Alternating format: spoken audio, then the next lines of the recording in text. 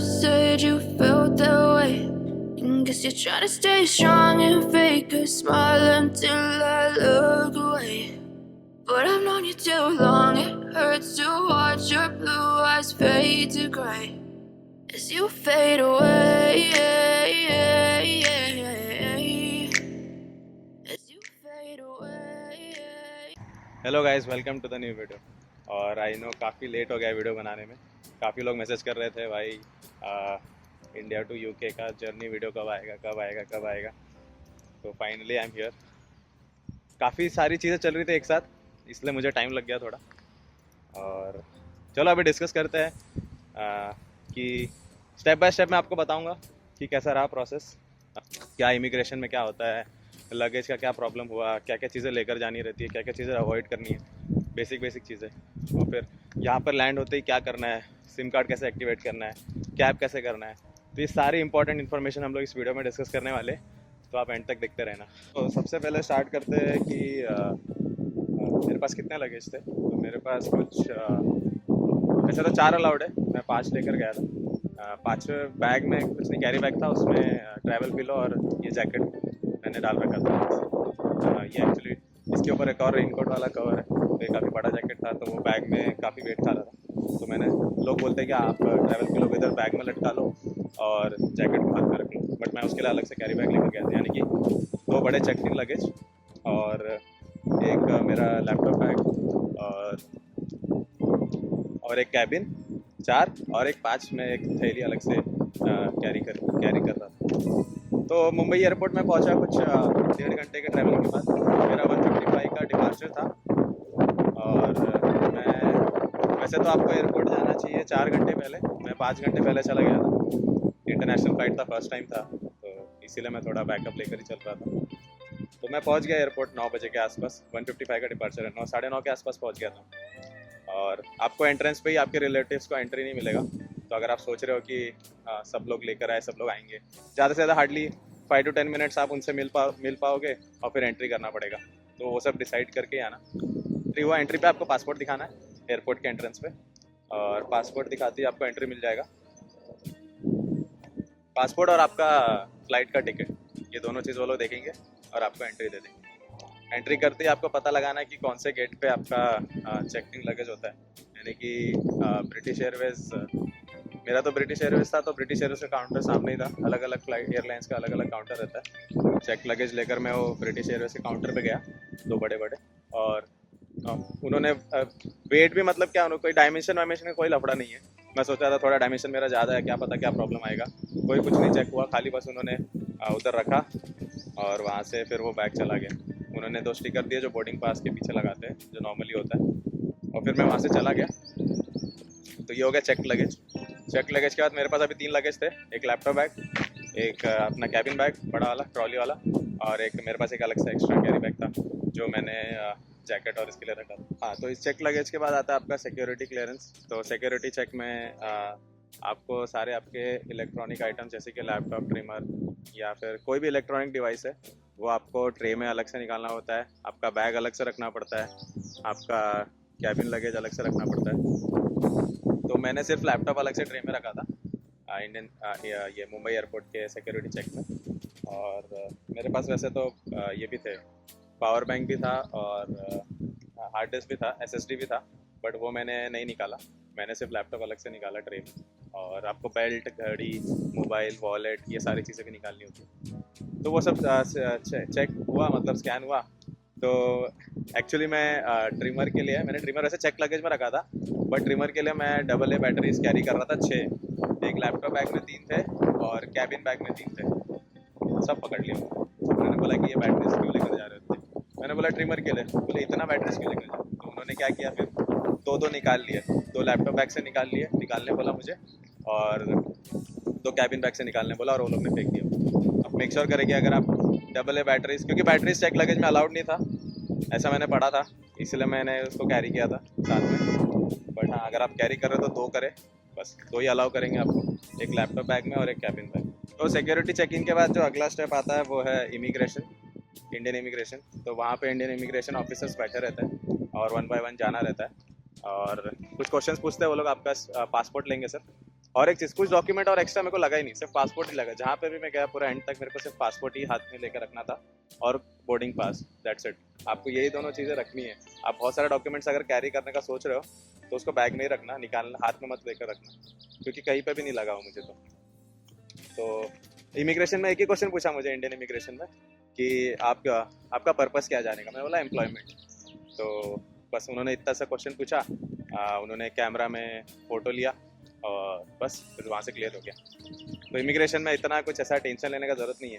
वो कभी कभी एक दो सवाल और पूछ देंगे आपसे, कितना टाइम के लिए जा रहे हो, कब है ज्वाइनिंग, कौन सा कंपनी है, ये सारी चीज़ें पूछ लेंगे। इससे ज़्यादा अगर आप वर्क वीज़ा के लिए जा रहे हो, स्टूडेंट का I am not sure, I think student में आपको कोर्स से रिलेटेड चीज़ें पूछी जाएगी, तो इतना कोई टफ नहीं रहता, इतना कोई टेंशन वाला बात नहीं।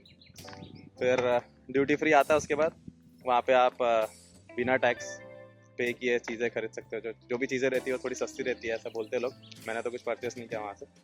और एक चीज़, अब मेरा ये सारी चीज़ें 10:30 तक ख़त्म हो गई थी। मेरा फ्लाइट था 1:55 का, 2 AM का। तो यानी कि 1 घंटे में मेरा सिक्योरिटी भी हो गया, चेकिंग भी हो गया, इमिग्रेशन भी हो गया। उसके बाद मेरे पास बचे थे अभी 2-3 घंटे बचे थे। तो मैंने ऑलरेडी HDFC का रेगालिया कार्ड लेकर रखा था। मुझे पता था कि रेगालिया कार्ड पर they give free lounge access. तो मैं गया, लॉयल्टी लाउंज है टर्मिनल 2 पे मुंबई एयरपोर्ट के, वहाँ पर मैं गया। मैंने कार्ड दिया, 2 रुपये का आपका ट्रांजेक्शन कटेगा और उसके बाद आपको 2 आवर्स का फ्री एक्सेस रहता है। ऐसा तो वो लोग 2 आवर्स बोल रहे थे, लेकिन कोई चेक नहीं कर रहा था कि 2 घंटे में कोई जा रहा है कि नहीं जा रहा है। तो मैं 11 अराउंड वहाँ पर चला गया था और 11 अराउंड मैंने लॉयल्टी लाउंज में गया। कुछ नहीं, ऐसा सोफ़ा रहता है, बैठे रहते हैं लोग और बफे सिस्टम रहता है। वहाँ पे खाना रहता है, आप जाओ, आपको जो खाना खाओ। आप स्टार्टर रहेगा, मेन कोर्स रहेगा, चावल, दाल, पास्ता, अल्कोहल भी रहेगा, बेवरेजेस और सॉफ्ट ड्रिंक्स, पानी, चाय, कॉफ़ी, जो आपको जितना खाना है आप खा सकते हो वहाँ पर बैठे बैठे। चार्जिंग पॉइंट भी रहेगा, वहाँ पर चार्ज वार्ज भी कर सकते हो, आपका डिवाइसेस वगैरह चार्ज करना है तो वहाँ पे मैं कुछ था 2-2.5 घंटा। तो हाँ, अगर आपको लॉयल्टी लॉन्च का हाथ दुख रहा है तो आपको लॉयल्टी लॉन्च का अगर एक्सेस चाहिए, यानी कोई भी लॉन्च का, एयरपोर्ट लॉन्च का, तो आप अपने बैंक से चेक करें। मोस्टली वीज़ा कार्ड, HDFC के कार्ड चल जाते हैं, HDFC का डेबिट कार्ड भी चल जाता है, बट मेरे को कंफर्म था कि रेगालिया कार्ड पे तो मिलना ही है, तो इसलिए मैं रेगालिया कार्ड लेकर गया था।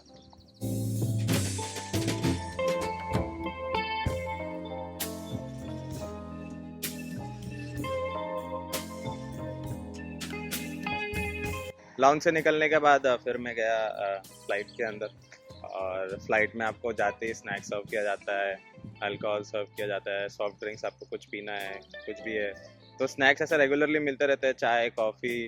और सीट मेरे को थोड़ा सा कंजेस्टेड लगा। ब्रिटिश एयरवेज का मैंने सुना था अच्छा रहता है, but I felt it little uncomfortable because मेरा एक तो विंडो सीट भी था, तो और कंजेस्टेड था, थोड़ा सा छोटा था सीट, क्योंकि आपको 9 घंटे 10 घंटे वहाँ पर बिताने हैं, तो थोड़ा डिफिकल्ट था मेरे लिए। खाने में आपको फिर ये बर्गर वगैरह टाइप आपको मिल जाता है बीच बीच में। उसके बाद सुबह जब आप पहुंचने वाले रहते हो तो आपको एक हैवी ब्रेकफास्ट दिया जाता है, पूरा मील दिया जाता है। उसमें आपको क्या क्या था, उसमें योगर्ट था, उसमें फ्रूट्स थे, उसमें ब्रेड था, जैम था, बटर था, फिर टी कॉफ़ी अलग से ऑप्शन भी था। तो ये सारी चीज़ें आपके ब्रिटिश एयरवेज देता है। आई थिंक सारे एयरलाइंस ही प्रोवाइड करते हैं मील्स एंड ड्रिंक्स। तो अगर आप सोच रहे हो खाना लेकर आने के लिए तो मैं रेकमेंड करूँगा। मेरे को तो भूख लग रहा था, मतलब यानी कि मैं तो मुंबई एयरपोर्ट के लॉयल्टी लाउंज के पहले भी मैंने खाया था। मम्मी ने टिफ़िन में रोटियाँ बना के दी थी, पराठे थे, मतलब दाल की रोटी थी, तो वो बना के दी थी मम्मी ने, तो वो काफ़ी काम आया मेरे। एयरपोर्ट में मैंने पहले भी खाया, और जब मैं लंदन एयरपोर्ट पहुंचा, हीथ्रो, वहाँ पर भी मेरे को थोड़ा भूख लग गया था, इतना सब खाने के बाद भी। तो क्योंकि एक तो टायरिंग जर्नी है काफ़ी, तो भूख वगैरह लगता रहेगा, तो थोड़ा सा आप कैरी करिए होम फूड अगर कर सकते हैं तो। अदरवाइज़ अगर आप कम खाते हैं, आपका एपेटाइट इतना नहीं है, तो आपको हर जगह पे खाना मिलना ही है। आपको लॉन्च में मिल जाएगा, अगर आपके पास कार्ड है तो आपको एयरलाइन के अंदर मिल जाएगा। उसके बाद आपको जो अगर आपका लंदन डेस्टिनेशन है तब तो हो गया सॉर्ट, वहाँ से आपको घर जाना है। अगर आपका कनेक्टिंग फ़्लाइट है तो आप फिर लंदन एयरपोर्ट पे खा सकते हैं, या फिर आपने जो टिफ़िन लाया या जो भी कुछ खाना लाया है वो आप खा सकते हैं। फ़्लाइट एंड हुआ, कुछ 9.5 घंटे लगे, और टाइम पास करने के लिए वहाँ पर स्क्रीन भी था, आप मूवी देख सकते हैं, गेम खेल सकते हैं, काफ़ी सही था वो भी। आप मैप में देख सकते हैं कि कहाँ से कहाँ तक आप कहाँ पर हो अभी एग्जैक्टली लोकेटेड। तो फ्लाइट लैंड हुआ और मैं लंदन एयरपोर्ट पहुँचा।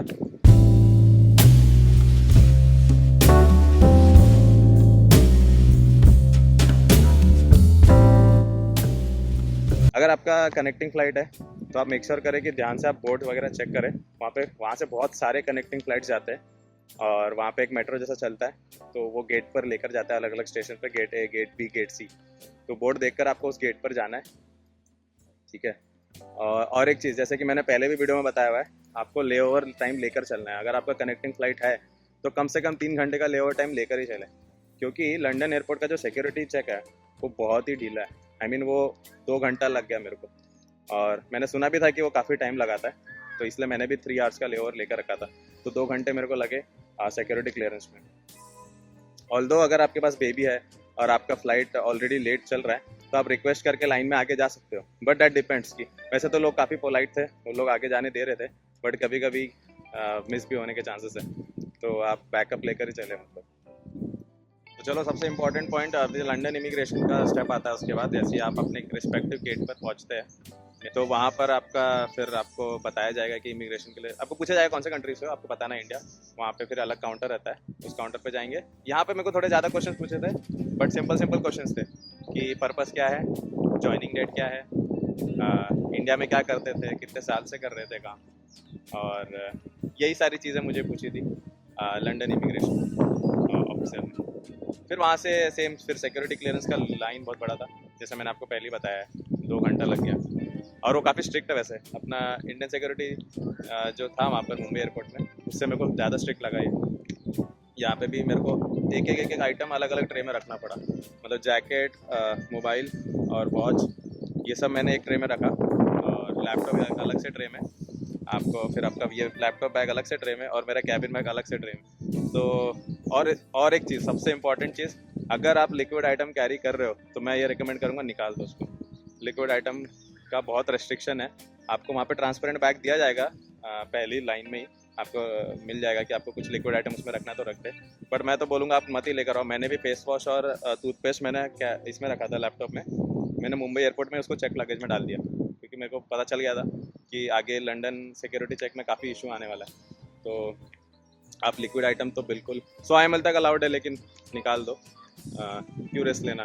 फिर आपकी वजह से बाकी लोग को भी लेट होगा, और वहाँ पे कुछ भी वो लोग फिर और चेकिंग करने लग जाएंगे, और फिर काफ़ी डिले हो सकता है। तो लिक्विड आइटम आप मत कैरी करें अपने साथ। हो गया इमिग्रेशन, सिक्योरिटी क्लियर हो गया। उसके बाद फिर मैंने करेंसी एक्सचेंज का एक बार देखा, वहाँ पर एक काउंटर था। मैं बोला चलो जाके पूछते कि क्या रेट चल रहा है एयरपोर्ट में, मैंने सुना है काफ़ी महंगा रहता है। मेरे पास 1000 रुपये इंडियन कैश था, मॉम डैड ने दिया था, ऐसी एयरपोर्ट जब हम लोग जाते तो देते। तो मैं बोला चलो देखते हैं, अब ये तो कुछ काम का नहीं है, फिर भी कन्वर्ट करके देखते कितना है। तो उसमें भी लाइन था, फिर मेरा नंबर आया, मैंने पूछा कि ये 1000 का कितना पाउंड्स बनेगा, तो गैस करो कितना, 5 पाउंड दिया मेरे को, 5 पाउंड 50 पेंस, यानी कि ऑलमोस्ट हाफ, मतलब 100 का रेट चल रहा था, 50 के उससे ज़्यादा का रेट लगा मेरे को, 125 या 150 उससे ज़्यादा का रेट लगा मेरे को। मैंने उससे पूछा कितना रेट लगा है, बोलता है 125 प्लस सम टैक्सेस, ये वो।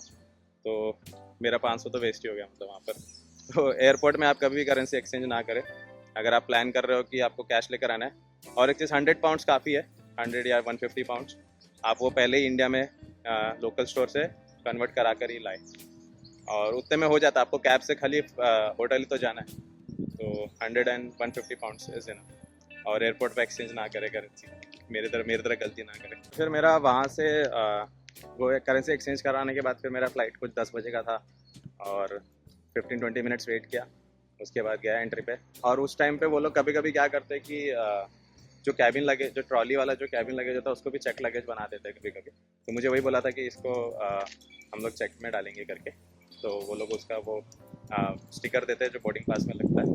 तो मेरा वो लगेज उन्होंने एक अंदर, जैसे आप फ्लाइट पे एंट्री मारते हो तो वहाँ पे बैग ड्रॉप एरिया रहता है, तो वहाँ पे आपको अपना वो लोग स्टिकर लगा देंगे बैग पे, और आपको तो रख देना है और अंदर चले जाना। मेरे को डर लग रहा था कि साला क्या होगा, लगेज कहीं अगर अंदर नहीं लिया या जो भी है, बट वो लोग जैसा बोल रहे हैं वैसे आपको फॉलो करना है। फिर मेरे पास सिर्फ एक लैपटॉप बैग था, और वो मैंने जो बताया कि ट्रैवल पिलो और जैकेट वाला बैग था, तो वो लेकर मैं गया, फ्लाइट में बैठा। Second flight connecting from London to Glasgow. 1.5 घंटे का फ्लाइट था। बैठा, काफ़ी टायरिंग जर्नी था, तो मैं सो गया था और सोया ही था मैं 1.5 घंटा। उधर भी स्नैक्स वगैरह मिला थोड़ा बहुत।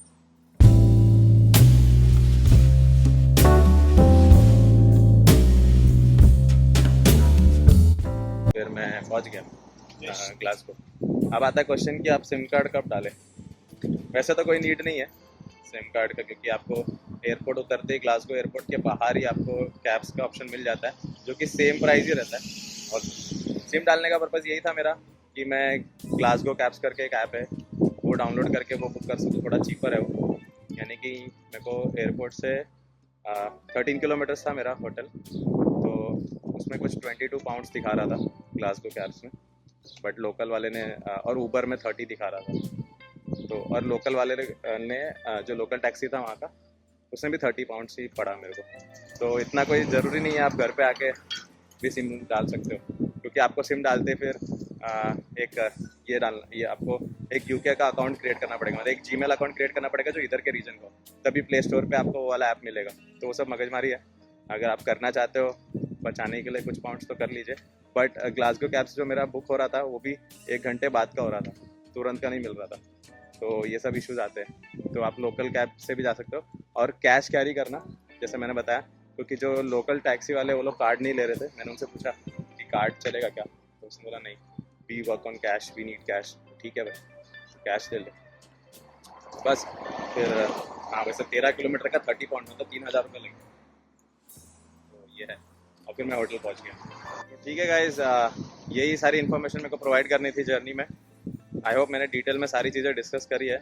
कुछ भी डाउट आपको आ रहा है, कुछ भी क्वेश्चंस आ रहे हैं, कुछ भी मैंने मिस कर दिया है, तो आप प्लीज़ कमेंट कर देना, मैं उसका रिप्लाई करता रहूँगा। और thanks a lot for watching. और अभी मैं वीडियोस रेगुलरली डालूँगा। एक बार मेरे को अकोमोडेशन मिल जाए, अभी अकोमोडेशन में ढूंढ रहा हूँ, मैं उसके लिए भी वीडियो बनाने वाला हूँ। तो देखते रहिए, सब्सक्राइब कर देना, लाइक कर देना, शेयर कर देना। Thanks a lot, bye bye.